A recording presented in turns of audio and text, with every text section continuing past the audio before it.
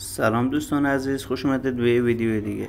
تو این ویدیو قصد دارم دو تا از بهترین سایت ها رو بهتون معرفی کنم که میتونید سرور مجازی هیتنر رو با پرداخت ریالی ازشون دریافت کنید.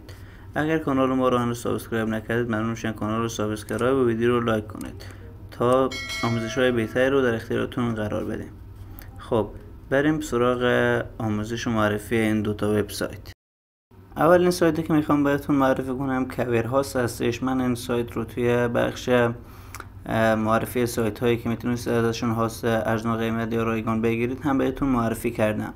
حالا این سرور مجازی هم ارائه میده، یه پلن داره با قیمت 170,000 تومان ماهانه که بهتون 1 گیگرم اختصاصی میده، 20 گیگابایت بهتون هارد میده، یک هسته سی پی یو میده، یه دونه آی پی اختصاصی و امکان تغییر سیستم عامل داره. خلاصه های خوبی در اختیارتون قرار میده و دیتا سنترش هم که نوشته هیتنر آلمان.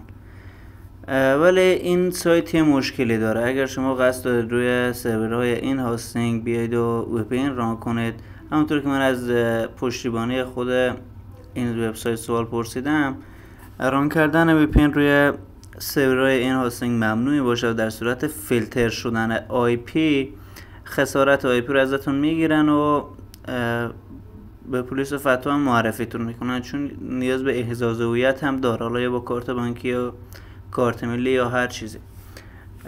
حالا نمیدونم دلیلش چیه، احتمالاً سرویس اختصاصی با IP گرفتن از هیتنر که همچین قانون گذاشتن.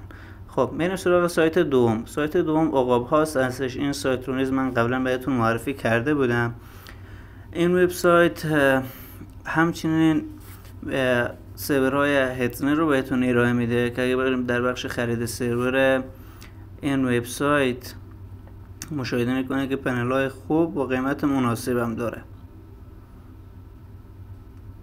خب بخش سرور مجازی هیتنر ماهانه رو انتخاب میکنیم. بچه‌ها یه نکته که باید رعایت کنید، این سایت ها سرورها رو یه ماهه بهتون ارائه میدن، دیگه ساعتی نیست. خب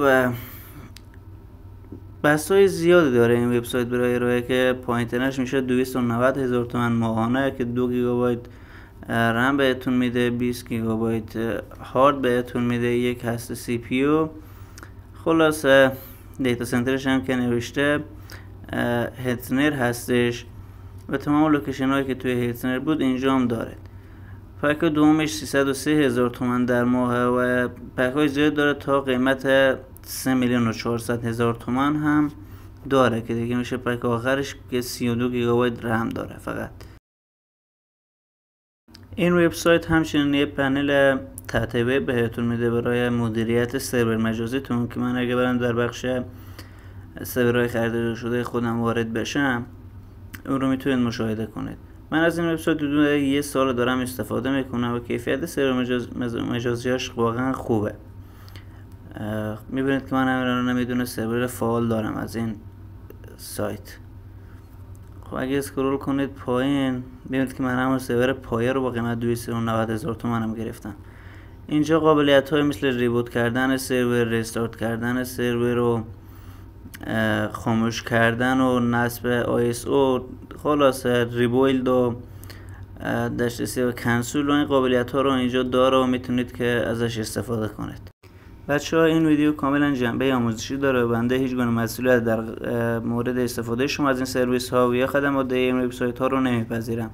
اگر از این ویدیو خوشتون اومده ممنون میشم کانال ما رو سابسکرایب کنید و ویدیو رو لایک کنید. تا آموزش بعدی خدایا رو نگهدارتون.